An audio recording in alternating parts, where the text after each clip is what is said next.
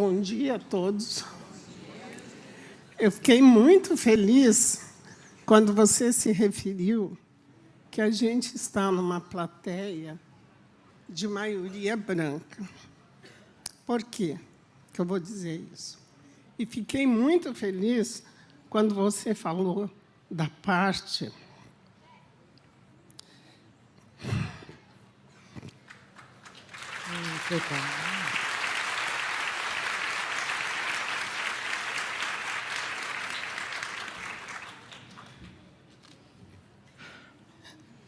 Desculpem. Quando você falou da parte da educação, eu sou de uma região do sul, você já pode imaginar, do sul do Paraná. Quer dizer, eu vim do interior do Paraná, lá do mato, estudar em Curitiba. Tive ontem a palestra das moças sobre a mãe. Me tocou profundamente, que eu sobrevivi e sobrevivo hoje como brasileira, porque tive uma mãe que fez de tudo, passou por tudo que era humilhação para que nós estudássemos.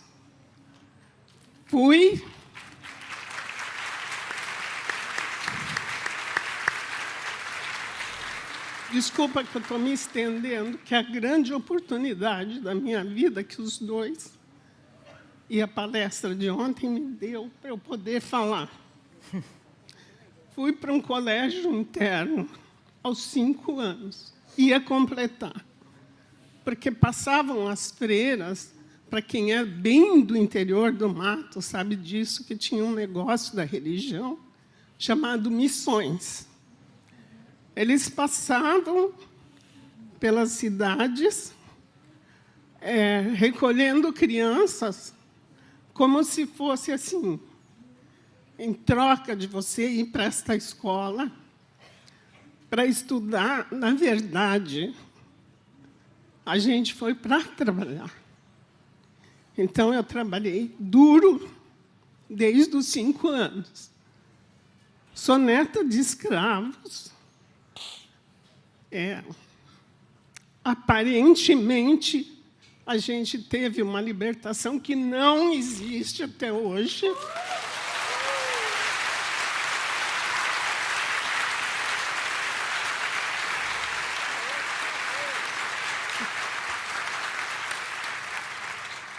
Então, vou ser bem rapidinha. Eu vou contar só uma história que marcou a minha vida. Não vou ser tão rápida assim, porque eu não tenho. Eu vou contar uma história que marcou a minha vida, que dos 6 anos eu senti a diferença. Amadureci aos 6 anos.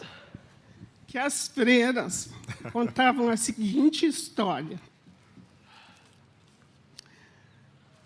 Que Jesus, que eu demorei muito para aceitar o tal de Jesus, porque eu era contra tudo e contra quem acreditava também. Então, as freiras contavam a seguinte história, que Jesus, Deus, criou um lago, um rio, e mandou todos tomar banho. Assim, e se banhar na água abençoada daquele maldito rio. Tá? Aí, as pessoas que são brancas é porque eram pessoas trabalhadoras, inteligentes, e chegaram nesse rio, tomaram banho, ficaram brancos. Nós, como negros, somos preguiçosos, e não é verdade, porque esse país vive hoje porque meus antepassados deram condição toda.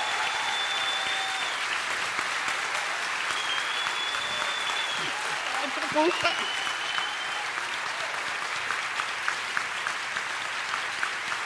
Calma, fica.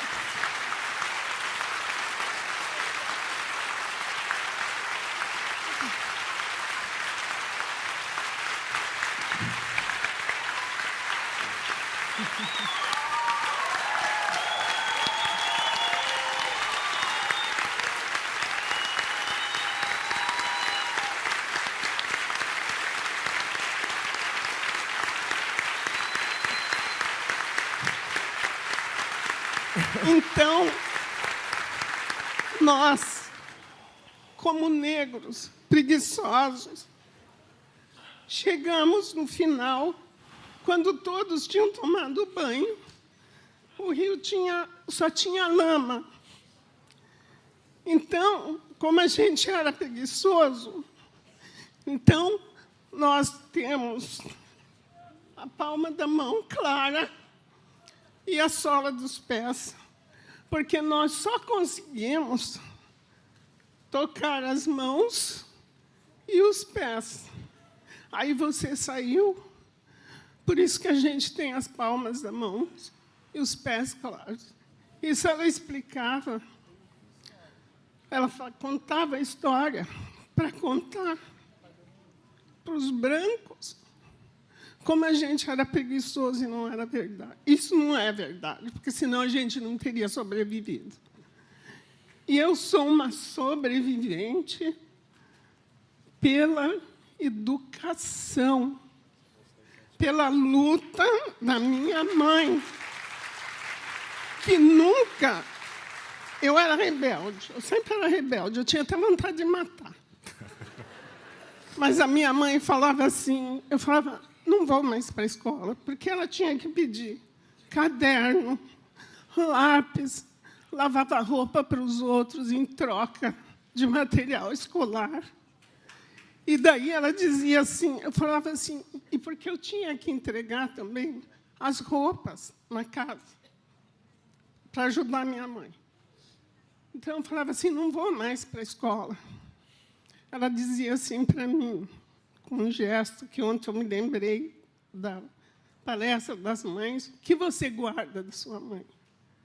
Ela falava assim, porque se ela falasse não, eu ia contra ela.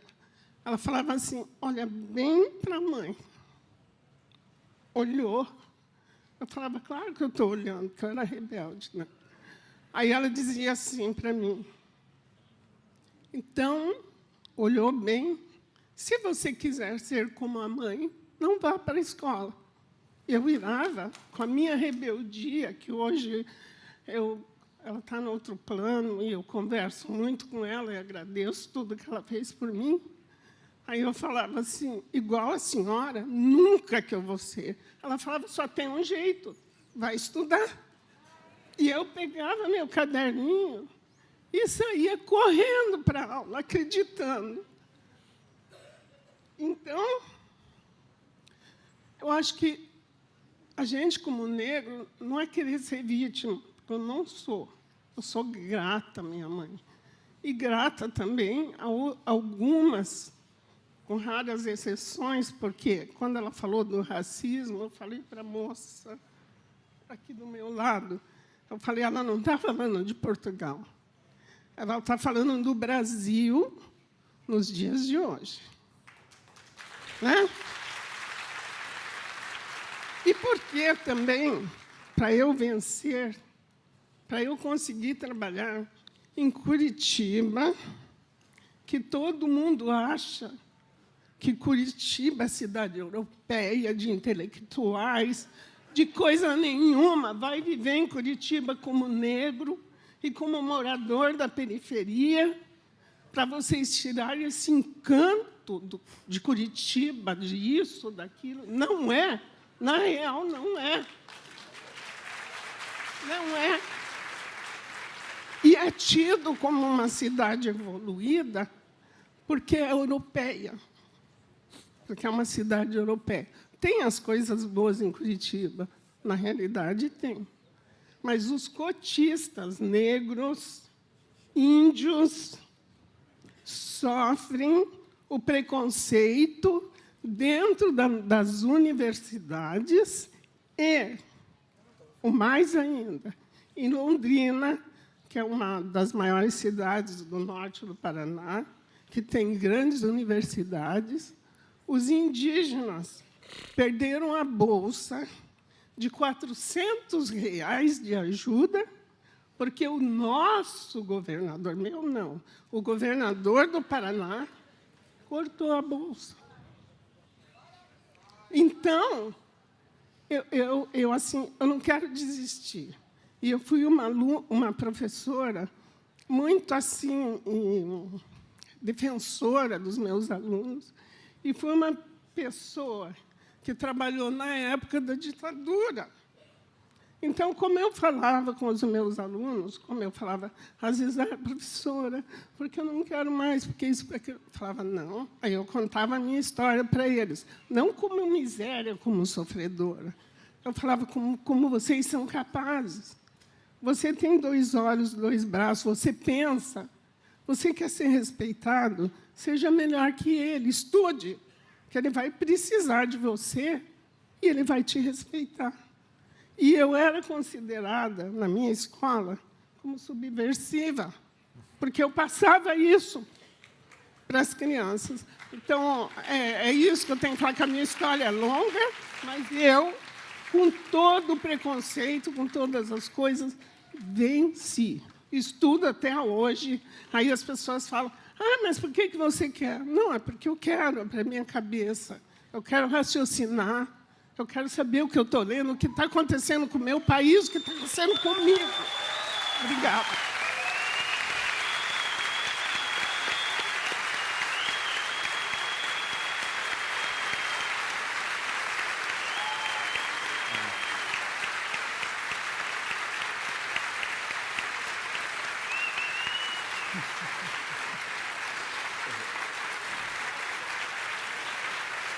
Ela está falando. Como é o nome? Professora, qual é o seu nome? Professora? Como é seu nome, professora? Diva Guimarães. A senhora quer matar a gente, dona Diva? Pelo amor de Deus. Meu coração está aqui assim, pequenininho. Obrigado pela coragem de contar a história. Que bom. E a senhora falou uma coisa muito importante que eu quero falar junto com a senhora aqui. A gente precisa fazer um pacto de investir em educação pública de qualidade. Não podem sucatear a educação brasileira. A escola pública tem que ser valorizada. O professor tem que ser valorizado.